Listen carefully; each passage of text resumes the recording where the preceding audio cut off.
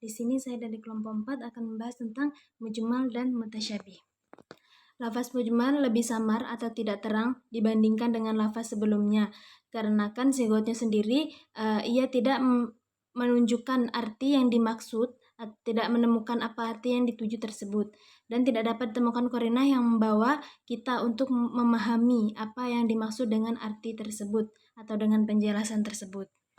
Mujmal menurut Hanafiyah adalah lafaz yang mengandung makna secara global, di mana kejelasan maksud dan perinciannya tidak dapat diketahui dari pengertian lafal itu sendiri, seperti istilah-istilah khusus dalam pemakaian syara. Misalnya, lafal sholat, zakat, dan haji, dan lain-lain lagi. Lafal yang bukan dimaksud semata-mata pengertiannya secara bahasa, tapi pengertian khusus menurut syara. Untuk mencari kejelasan pengertiannya, seperti dijelaskan Adib Soleh, bukan dengan jalan ijtihad, tetapi adalah dengan penjelasan dari pembuatan syariat sendiri. Untuk contoh-contoh di atas, sunnah Rasulullah berfungsi untuk menjelaskan apa yang dimaksud dengan istilah-istilah tersebut. Contoh seperti dalam firman Allah, Al-Quran surah Al-Qari'ah ayat 1-4. Yang bunyinya Bismillahirrahmanirrahim. Al-Qari'ah mal-Qari'ah wa ma adraka mal-Qari'ah yauma yakunun nasu kal farashil mabathuth, yang artinya hari kiamat. Apakah hari kiamat itu, dan apakah kamu tahu apa hari kiamat itu? Pada hari itu manusia bagaikan laron yang berterbangan. Dan ada pula dalam Quran surah Al-Qadar ayat 1-5 yang artinya sesungguhnya kami telah menurunkan Al-Quran pada malam Qadar. Dan tahukah apa kamu malam kemuliaan itu? Malam kemuliaan itu lebih daripada 1000 malam. Pada malam itu para malaikat dan ruh atau Jibril dengan izin Tuhan untuk mengatur semua urusannya. Quran surah Al-Qadar ayat 1-5. Jadi dari penjelasan dan contoh di atas dapat dipahami bahwa lafaz mujmal itu dasarnya adalah khofiyu, yang tidak bisa dipahami artinya kecuali dengan penjelasan syara atau dalil nakli. Di samping itu juga dapat dipahami bahwa al-mujmal kadar samarnya lebih tinggi daripada muskil, karena penjelasan mujmal itu diperoleh melalui syara, bukan melalui ijtihad. Yang kedua ada mutasyabih. Lafaz mutasyabih secara bahasa adalah lafaz yang meragukan pengertiannya. Dalam istilah hukum, lafaz mutasyabih adalah lafaz yang samar artinya dan tidak ada cara yang dapat digunakan mencapai artinya. Ketidakjelasan lafaz mustasyabih ini karena sigotnya sendiri tak memberikan arti yang dimaksud, tidak pula qarinah yang menjelaskan maksudnya. Sedangkan syari membiarkan saja kesamaran tersebut tanpa ada penjelasan. Dalam hal ini, akal atau daya nalar manusia tidak dapat sesuatu kecuali menyerahkan dan melimpahkannya kepada Allah sambil kelemahan dan kekurangan mampu manusia. Mutasyabih itu ada dua bentuk, yaitu yang pertama dalam potongan huruf hijaiyah yang terdapat dalam pembukaan beberapa surah dalam Al-Quran seperti As-Soykar dan Al-Mal. Dalam sebagainya, potongan-potongan dalam bentuk huruf ini mengandung arti apa-apa ditinjau dari segi lafaznya. Dan yang kedua ada ayat-ayat yang zahirnya mempersamakan Allah Maha Pencipta dengan makhluknya, sehingga tidak mungkin dipahami ayat itu menuruti arti lugawinya, karena Allah Subhanahu wa Ta'ala Maha Suci dari pengertian yang demikian. Para ulama juga sepakat dalam Al-Quran memang terdapat ayat-ayat mutasyabih, karena Allah Subhanahu wa Ta'ala sendiri mengatakan demikian, seperti tersebut dalam Quran surah Al-Imran ayat 7, yang artinya Dialah yang menurunkan Alkitab atau Al-Quran kepada kamu di antara isinya dan ayat-ayat yang muhkamat. Itulah pokok-pokok isi Al-Quran yang lain atau ayat-ayat mutasyabihat.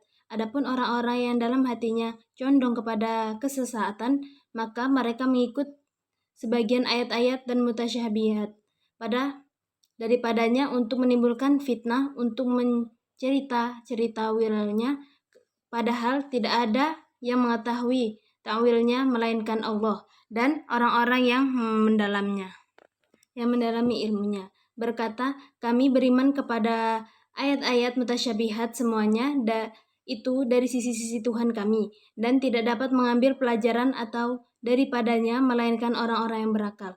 Quran Surah Al-Imran ayat 7. Dari penjelasan di atas dapat kita pahami bahwa mutasyabih adalah suatu lafal yang menunjukkan kejelasan maknanya dan tidak pula ada tanda-tanda atau dalil-dalil yang menjelaskannya. Pihak yang mengetahui maksudnya hanyalah pembuatan syariat sendiri. Dan ada juga ayat-ayat mutasyabih memerlukan penafsiran yang lebih mendalam karena maknanya tidak langsung bisa dibaca oleh kebanyakan orang. Hal ini mengharuskan umat Islam untuk merenungkan dan memahami ayat-ayat mutasyabih dengan mendalam. Kewajiban kita adalah menafsirkan ayat mutasyabih dengan ayat yang muhkam karena Al-Quran dan hadis saling menafsirkan satu sama lainnya. Hikmah ini bisa kita kategorikan untuk ayat-ayat mutasyabihat, yaitu yang hakikat maknanya hanya diketahui oleh Allah Subhanahu wa Ta'ala saja. Yang pertama yaitu merupakan rahmat Allah Subhanahu wa Ta'ala bagi umat manusia yang lemah. Jika semuanya diungkapkan hakikatnya oleh Allah Subhanahu wa Ta'ala, manusia tidak akan mampu memikulnya. Oleh karena itu Allah merahasiakan kapan datangnya hari akhir. Allah merahasiakan itu supaya lafaz mujmal yang disertai dengan penjelasan tentangnya baik tersambung ataupun terpisah. Penjelasan tersebut ada pada dalil itu sendiri atau pada dalil yang lain. Terpisah dari dalil dalamnya terdapat lafaz mujmal.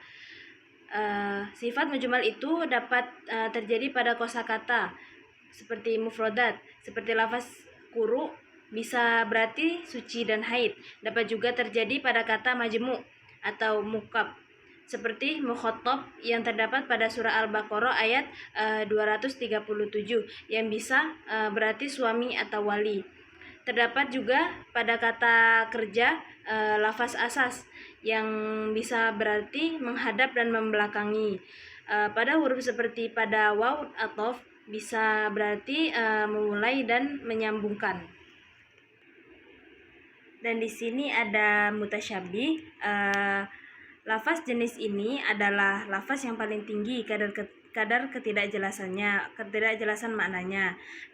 Lawannya adalah muhkam dari segi kejelasan maknanya. Berdasarkan pembacaan yang teliti, lafaz mutasyabih dengan makna sebagaimana disebutkan tidak ditemukan dalam teks-teks syariah, baik Al-Quran maupun hadis. Lalu sini yang berkaitan dengan hukum-hukum praksis, menurut Ibnu Hazm tidak ada ayat-ayat mutasyabih kecuali dalam dua tempat, yaitu pada huruf-huruf yang terputus-putus atau huruf muqatta. Dan sini ada yang terdapat pada awal-awal surah pada sumpah Allah. Menurut ulama lain, teks-teks syariah yang berkaitan dengan sifat-sifat Allah yang mengandung penyerupaan dengan makhluk seperti tangan Allah, mata Allah, dan tempat turun dan lain sebagainya, termasuk ayat-ayat mutasyabih. Dan di sini terdapat hukum lafaz mutasyabih, yaitu menurut ulama salaf, lafal-lafal mutasyabih harus diserahkan kepada Allah. Makanya yang tepat dengan tetap mengimani makna lahir lafal tersebut serta tidak boleh melakukan pembahasan untuk mencari-cari takwilnya atau menentukan makna suatu lafal dengan makna lain, bukan dengan makna lahirnya lafal. Sedangkan menurut ulama khalaf, lafal-lafal mutasyabih harus dicari takwilnya yang sesuai dengan keagungan Allah, sebab tidak mungkin memakai kata yadullah dengan tangan Allah, karena itu mengandung arti serupanya Allah dengan makhluknya. Padahal hal tersebut mustahil terjadi pada Allah Subhanahu wa Ta'ala.